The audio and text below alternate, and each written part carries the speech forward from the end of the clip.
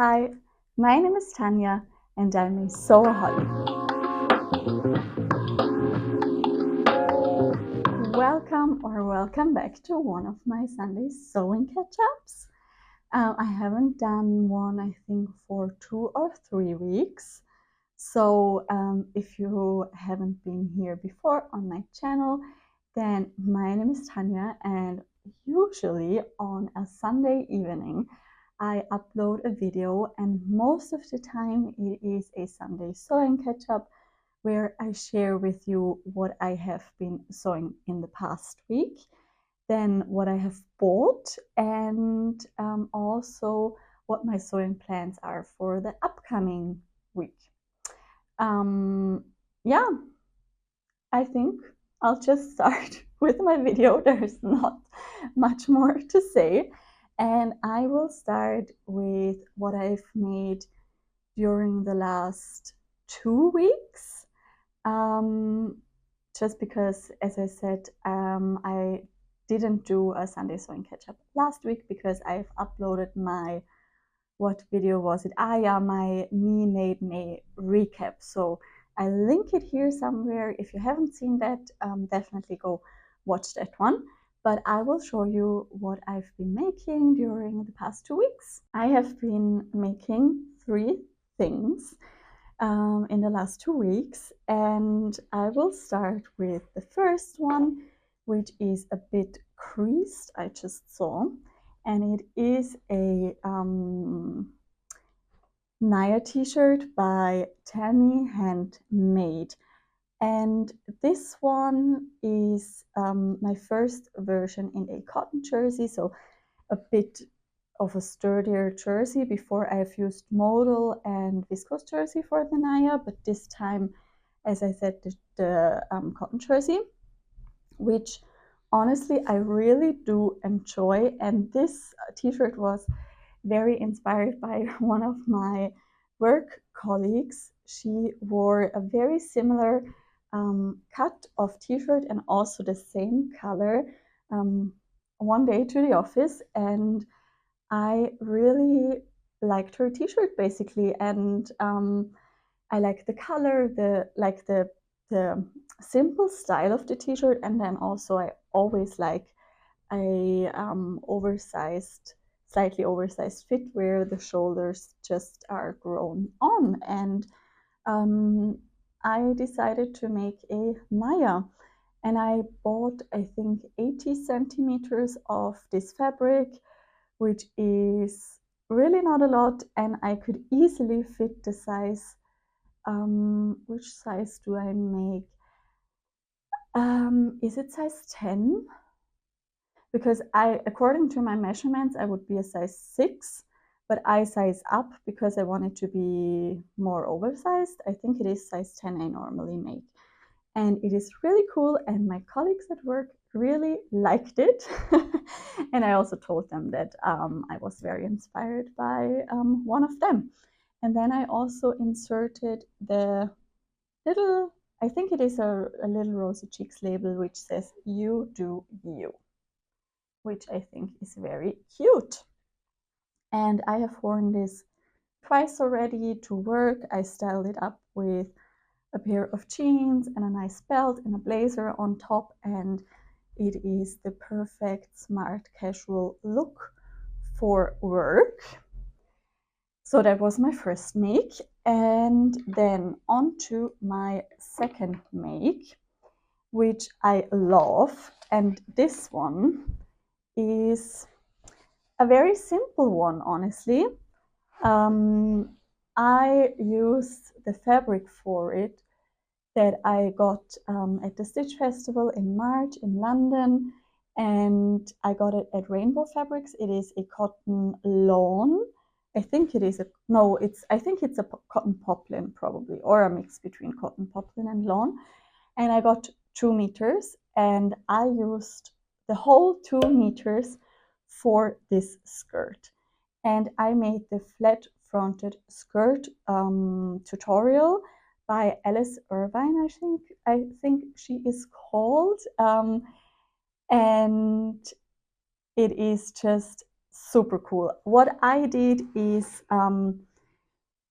I followed the tutorial by Alice, but then for the back, I use a lot more fabric, or in general, I used a lot more fabric in terms of the width of the skirt than Alice suggested, and just had to slightly adapt her instructions of how to sew up the skirt. I used the whole width of the fabric for both pieces. So I think it was 134 centimeters wide, and then times 2 is the whole circumference of the skirt, basically.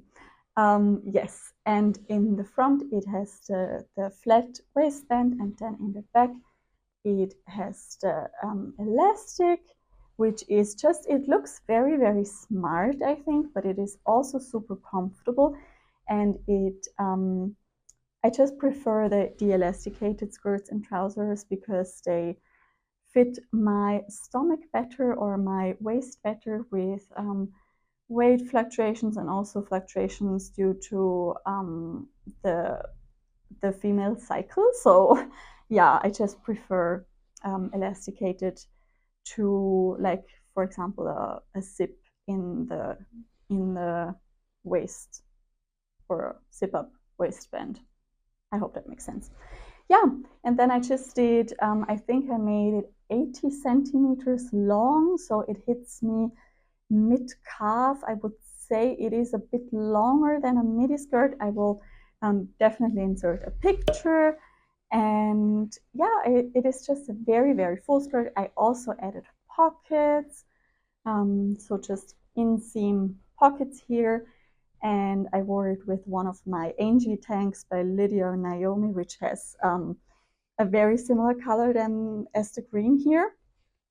And yeah, I like that one very much. And this was also a make that came to fruition because of my Me Made May recap.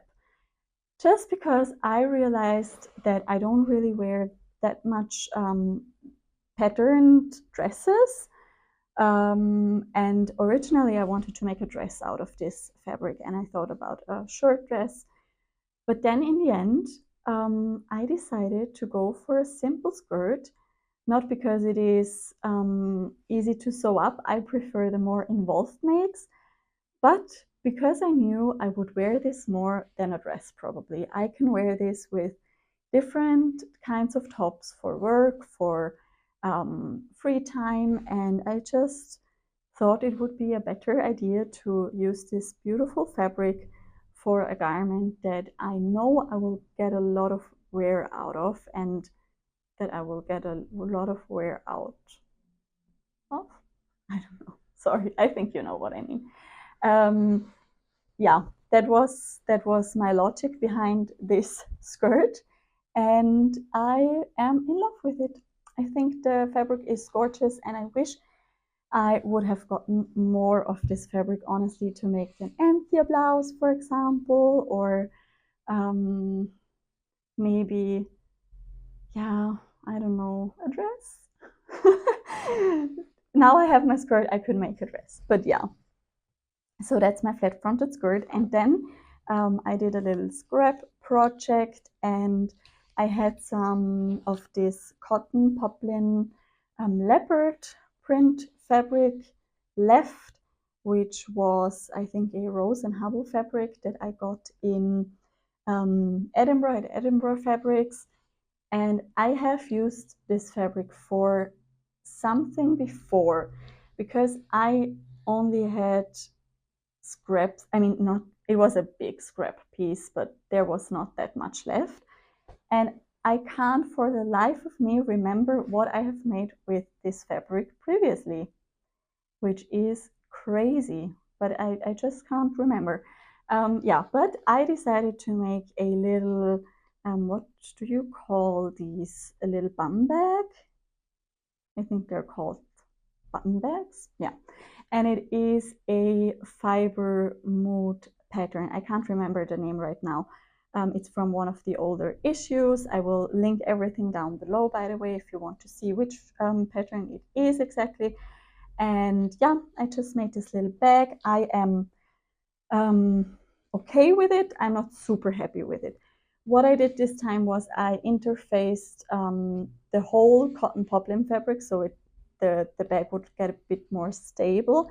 But then for the inside, I used a viscose crepe fabric that is very flimsy and very thin, and I think I should have used a bit a lining that would be a bit more stable, just to give the bag overall more stability. When I fill it up and put it across me, and I don't want to touch my mic here, it just sits a bit weird. Yeah, I'm not too sure about that pattern, to be honest. All in all, I'm not the biggest fan of it. It comes together quite nicely, that's fine. It has pleats here. Yeah, it has the zip here, and then there is an inside pocket here, but I can't really use the inside pocket because the bag is too flimsy. So yeah, I don't know. Then it has the clasp here, which I don't really need because I can adjust it here. So that doesn't really make sense to me. But I guess you could also just not add the clasp. Yeah, probably. But I did it because I had it. And yeah, what I will definitely do is take this bag to hiking trips, or maybe to the stable in summer when I don't wear a bag or a coat where I can put my phone and my keys in. Then I will definitely, for example, when I go like for a little horse riding trip outside, then I will probably just use this bag and put all the necessities inside, and then just hang it over my, or just use it as a crossbody bag. It's not a fail, but it's not my favorite thing I've ever made, but I think it will be practical. So that was a very, very extensive way to talk about my makes, about my 3 makes of the last 2 weeks. But I didn't buy any fabric, so there's not a lot to tell you there. I am still I'm still on a budget when it comes to fabric buying. My stash is slowly decreasing, which means that I will have to buy new fabrics in the near future. But my birthday is coming up next week, and I asked for a little voucher for a fabric shop in Germany from my sister, and yeah, maybe I will get some fabrics then. But nothing new, unfortunately, this week or the last few weeks, actually. But what I want to tell you, or what I want to talk about in the video as well, is my plans for the next week or the next weeks. Let's see. Plans are always, as you might know, not my how do you say it? I'm not really going with a lot of plans that I make. I make plans and then something else comes up and I will just do something else. But I want to ask for your opinion in terms of this fabric. This is another fabric that I got at the Stitch Festival, and this is a Dolce & Gabbana cotton lawn, I think. And it is gorgeous. It is just beautiful. And I think I got 3 meters. And originally also I wanted to make a dress out of this one. Also because I love Dolce & Gabbana dresses. They are gorgeous and they use their rose prints a lot. But I just can't think of a dress style in this fabric that I would wear regularly. I wear more loose fitting dresses, like a bit of an oversized style, and I'm just not sure if this fabric would fit an oversized kind of bohemian style dress, something like the Judy dress by Fiber Mood, for example, or the Hazel dress by Veronica Tucker, or the Indigo dress by Tilly and the Buttons. These are dresses I would regularly wear because they're super comfortable. But I'm not sure if this fabric is made for one of these patterns. I honestly don't think so. I think this would need a fitted bodice and then a big full skirt. And I'm just not really wearing the kinds of fitted bodice, full skirt dresses. I mean, one comes to my mind when I'm talking about it right now, of course, that I have made before, which I really do like. And it is a McCall's pattern, and I will quickly grab it. Okay, the dress I have been thinking about is the M8282. I got it with one of the sewing magazines last year, and I last year made view C, which is this one here. But what I did is I omitted the ruched overlay and basically did the bodice of UB, but as the dress form of UC.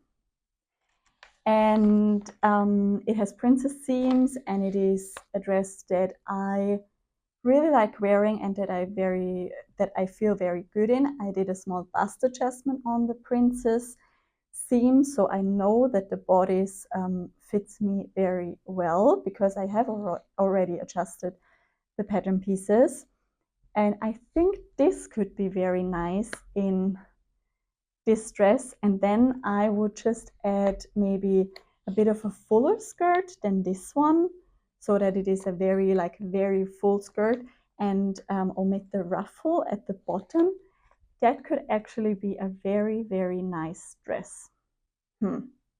Okay, good that I have been talking about it to you guys, because before, this pattern didn't even cross my mind when thinking about this fabric.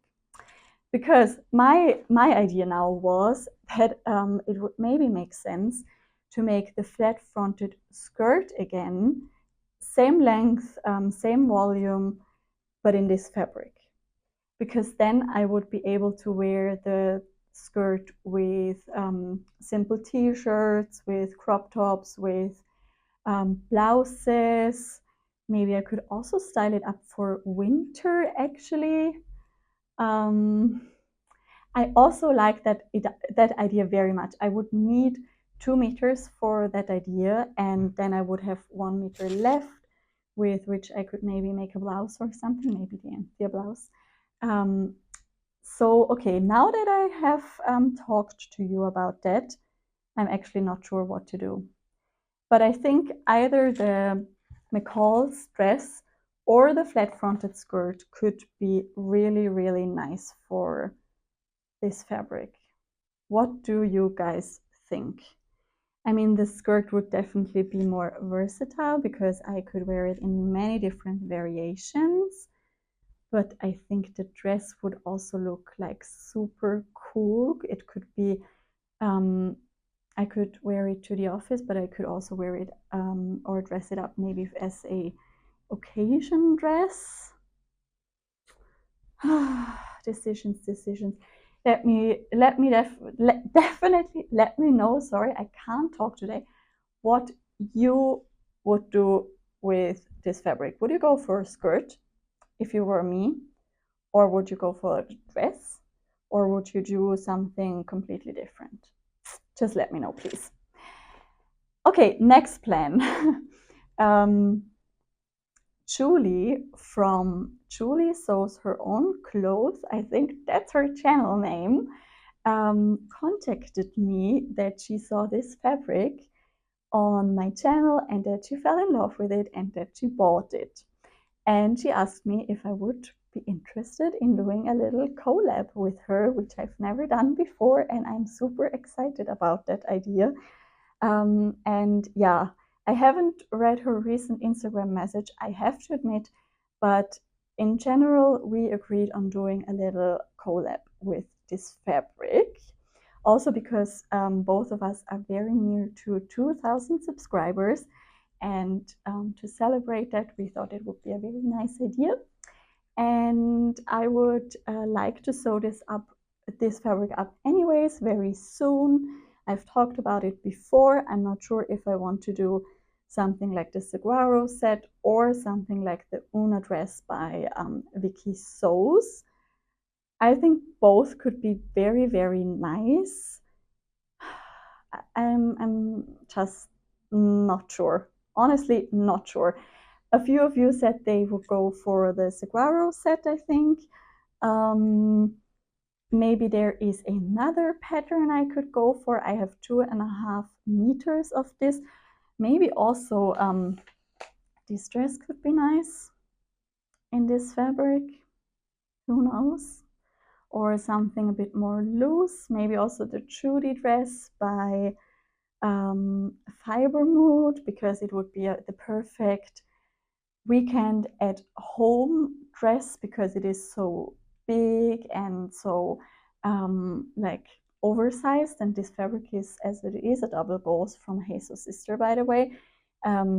It would be super cozy. So yes, stay tuned for that, and also for the hopefully coming collaboration with Julie. And then for my last plan, this plan has gone through my head quite a lot the last few weeks, just because I have been wearing a lot of blazers to the office, and I want to make a what is it called? A heather blazer by Friday Pattern Company out of this stunning, it is a furnishing velvet fabric, originally by Mulberry, and I got it at a charity shop in Austria for very little money, and I have 4.5 meters, I think, so lots to play with. And it has these countryside scenes with horses all over it, and I just think it is super special and very nice. Also very nice fabric for a blazer, as it is quite a sturdy fabric and would be quite a nice structured blazer, I think. So that is a bit of a more involved make, not because the heather blazer is super complicated, but because I need a lot of interfacing and different interfacings for different parts of the blazer, which is also which is always a bit of a hurdle for me when it comes to sewing up blazers, just because it is very hard to get good interfacing, and also different kinds of interfacings where I live. And if I buy them online, I honestly don't know what is going to arrive, so I prefer buying them in person. But maybe I'll just use the interfacing that I have at home, and probably it won't make the biggest difference. I'm not sure. Yeah, but that's what I am thinking. And then I could wear a very unique blazer to work, because this is a fabric that probably nobody there will wear as their blazers. And that would also be a project that would take a few days, I think, and also I would need to concentrate and really get into the sewing zone, which I could use at the moment, so that would be nice. What I need to do if I decide to sew up the blazer would be that I definitely have to go out and buy a lining fabric, because I don't have any lining fabrics in my stash that would match this fabric. But maybe this could be a project that I will tackle first. Who knows?